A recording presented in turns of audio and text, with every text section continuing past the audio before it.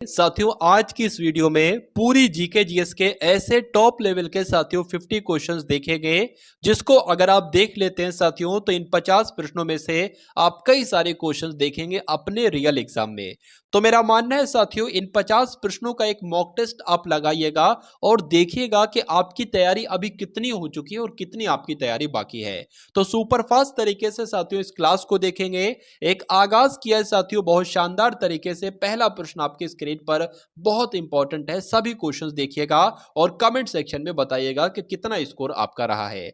आज की अगर कट ऑफ की बात करें साथियों तो इन 50 प्रश्नों में से आपका स्कोर जो होना चाहिए साथियों वो कितना होना चाहिए, 20 से 21 का साथियों स्कोर होना चाहिए। तो क्लास आपकी शुरू हो चुकी है और पहला प्रश्न आपकी स्क्रीन पर आ चुका है कि राज्य के गवर्नर की नियुक्ति किसके द्वारा की जाती है। तो किसके द्वारा की जाती है साथियों, राष्ट्रपति के द्वारा की जाती है। आंसर आपका जाएगा ऑप्शन नंबर बी के साथ और जिनका आंसर यहां पर बी है तो बिल्कुल करेक्ट है। चलिए, भारत में किसी राज्य के राज्यपाल के रूप में नियुक्त होने के लिए निर्धारित न्यूनतम आयु कितनी होती है। तो आप सभी लोग जानते हैं साथियों 35 वर्ष चाहिए होती है। राष्ट्रपति बनने के लिए भी 35 वर्ष उम्र और राज्यपाल बनने के लिए भी साथियों 35 वर्ष उम्र। अगर बात करें प्रधानमंत्री बनने के लिए तो 25 वर्ष उम्र। उसके बाद देखिए कि निम्नलिखित में से किसे भारतीय संविधान के अनुच्छेद 161 के तहत क्षमादान देने की शक्ति प्रदान की गई है।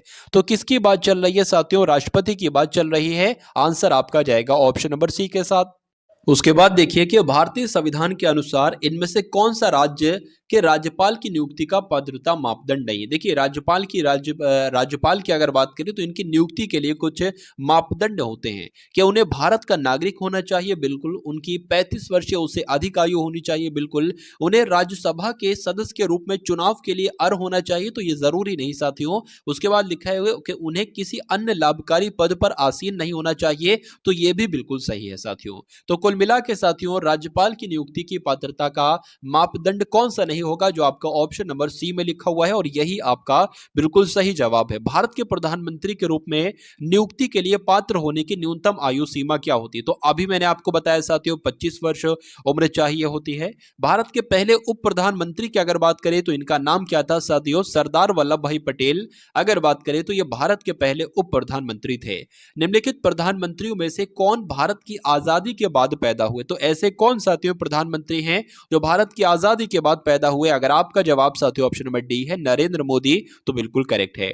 मुगल सम्राट हुमायूं का मकबरा साथियों कहां पर है। तो हुमायूं का मकबरा आप लोग ध्यान रखेंगे दिल्ली में है। उसके बाद देखिए निम्नलिखित मस्जिदों में से किसका निर्माण मुगल सम्राट शाहजहां के द्वारा किया गया था। तो अगर बात करें साथियों जो दिल्ली की जामा मस्जिद है इसका निर्माण किसके द्वारा किया गया था, शाहजहां के द्वारा ही किया गया था। उसके बाद देखिए सिपाही विद्रोह के दौरान भारत का गवर्नर जनरल कौन था, बताइए। तो सिपाही विद्रोह के दौरान साथियों भारत के गवर्नर जनरल कौन थे, तो लॉर्ड कैनिंग थे। ये आपको मालूम होना चाहिए। आंसर आपका डी के साथ जाएगा। चलिए, सिपाही का विद्रोह 1857 में शुरू हुआ था, बिल्कुल सही, लेकिन कहां से शुरू हुआ था ये आपसे पूछा जा रहा है साथियों। तो आप सभी लोग जानते हैं मेरठ से शुरू हुआ था और जिनका भी आंसर यहां पर ऑप्शन नंबर बी है तो बिल्कुल करेक्ट हो जाता है। लखनऊ में 1857 के विद्रोह का नेतृत्व किसने किया था। देखिए अलग अलग शहरों से अलग अलग व्यक्तियों के द्वारा 1857 की क्रांति का नेतृत्व किया गया था। तो पूछा आपसे जा रहा है कि लखनऊ से किसने नेतृत्व किया था। तो बेगम हजरत महल जी ने साथियों नेतृत्व किया था लखनऊ से। तो आंसर आपका जाएगा बी के साथ। रॉलेट एक्ट की अगर बात करें साथियों कब पारित किया गया, बताइए। तो आप लोग ध्यान रखेंगे 18 मार्च 1919 में साथियों रॉलेट एक्ट पारित किया गया। राइट आंसर आपका जाएगा ऑप्शन नंबर सी के साथ। फरवरी 1919 में सत्याग्रह सभा की स्थापना किसके द्वारा की गई थी, बताइए। तो किसके द्वारा की गई थी साथियों, मोहनदास करमचंद गांधी जी के द्वारा फरवरी 1919 में सत्याग्रह सभा की स्थापना की गई थी। आपके एग्जाम में साथियों पूछा जा सकता है कि शहर में गांधी जी को चंपारण की समस्याओं के बारे में सूचित किया गया था और वहां आने के लिए आमंत्रित किया गया था। क्या होगा साथियों इस प्रश्न का सही जवाब, तो लखनऊ। आप लोग ध्यान रखेंगे साथियों कि लखनऊ में ही गांधी जी को चंपारण की समस्याओं के बारे में सूचित किया गया था और वहां आने के लिए आमंत्रित किया गया था। महात्मा गांधी दक्षिण अफ्रीका से भारत कब लौटे, बताइए। तो यहां पर अगर बात करें ये डेट आप लोग ध्यान रखेंगे साथियों, एग्जाम में आपसे पूछा जाएगा कि महात्मा गांधी की अगर बात करें तो दक्षिण अफ्रीका से भारत कब लौटे थे। तो 1915 जनवरी महीना था, 1915 वर्ष था। उसके बाद देखिए साथियों, अगर बात करें डेट भी अगर आपसे पूछ ली जाए तो 9 जनवरी भी आप लोग ध्यान रखेंगे। उसके बाद देखिए लाला लाजपत राय की मृत्यु ब्रिटिश सरकार के किस निर्णय का विरोध करते हुए हुई थी, बताइए। तो यहां पर अगर बात करें, सही जवाब आपका जाएगा साइमन कमीशन। आप लोग ध्यान रखेंगे साथियों, जब साइमन कमीशन की अगर बात करें 1928 में यह भारत आया था, तो साइमन कमीशन की अगर बात करें इसी का विरोध करते हुए साथियों लाला लाजपत राय की मृत्यु हुई थी, एक तरीके से बात करें। चलिए अब उसके बाद देखिए रविंद्रनाथ टैगोर की अगर बात करें तो इनको गुरुदेव कहा जाता है। ये उपाधि साथियों किसके द्वारा की दी गई? जो गुरुदेव की उपाधि दी गई ना, ये किसके द्वारा दी गई, ये आपसे साथियों पूछा जा रहा है, बताइए। तो ये उपाधि तो साथियों महात्मा गांधी जी के द्वारा दी गई, आप लोग ध्यान रखेंगे। आप लोग का आंसर अगर साथियों ऑप्शन नंबर ए के साथ है तो बिल्कुल करेक्ट है। चलिए अब उसके बाद देखिए अगले नंबर का प्रश्न है कि किसने कहा था तुम मुझे खून दो मैं तुम्हें आजादी दूंगा? तो किसका नारा है साथियों? ये तो सुभाष चंद्र बोस जी का नारा है कि तुम मुझे खून दो मैं तुम्हें आजादी दूंगा। उसके बाद देखिए अगला प्रश्न है कि सारे जहां से अच्छा गाने के बोल किसने लिखे थे, बताइए। तो ये किसने लिखे थे साथियों? मोहम्मद इकबाल ने लिखे थे। आंसर आपका जाएगा ऑप्शन नंबर ए के साथ। भाई बहुत बढ़िया, वेरी गुड क्लास। भारत की संसद में साथियों पेश किया गया, कौन से वर्ष में पेश किया गया, ये आप लोग की अगर बात करें तो 1968 में पेश किया गया, ये आपको मालूम होना चाहिए। अगर बात करें ये साथियों पारित कब किया गया, तो 1978 में, 1969 में साथियों पारित किया गया। और 1968 की बात करते हैं साथियों, ये पेश किया गया, लेकिन ठीक उसके एक साल बाद साथियों ये पारित किया गया। चलिए उसके बाद देखिए संसद के दो क्रमिक सत्रों के बीच अधिकतम कितना अंतराल साथियों होता है, बताइए। तो कम से कम अगर बात करते हैं साथियों, अधिकतम की बात की गई है, अधिकतम साथियों 6 माह का अंतराल होता है, इससे ज्यादा का अंतराल साथियों नहीं होता है। आंसर आपका डी के साथ जाएगा।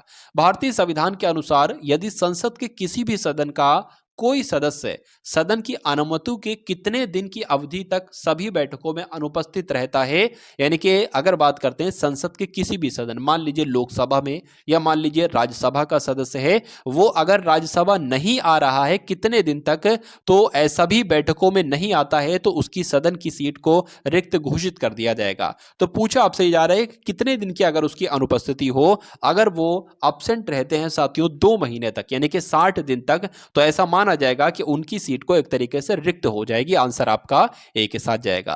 अनुच्छेद 243 की सी की अगर बात करते हैं तो ये बहुत इंपॉर्टेंट है, ये किससे संबंधित है, बताइए। तो ये तो साथियों पंचायतों की संरचना से संबंधित है। आंसर आपका जाएगा साथियों ऑप्शन नंबर डी के साथ, और जिनका आंसर यहां पर डी है तो बिल्कुल करेक्ट है। चलिए उसके बाद देखिए 1976 में 42वें संविधान संशोधन के द्वारा भारतीय संविधान की प्रस्तावना में कौन से शब्द जोड़े गए थे?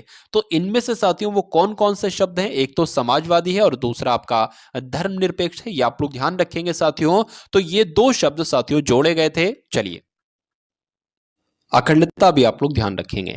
भारतीय संविधान में सेक्युलर शब्द को किस संशोधन अधिनियम के माध्यम से जोड़ा गया है साथियों? ये एग्जाम में अगर प्रश्न आपसे पूछा जाए तो 42वां संविधान संशोधन आपको बताना है साथियों, ये आपको ध्यान रखना है साथियों। तो किस संविधान संशोधन अधिनियम के माध्यम से सेक्युलर शब्द को जोड़ा गया था साथियों? तो 42वें संविधान संशोधन के माध्यम से।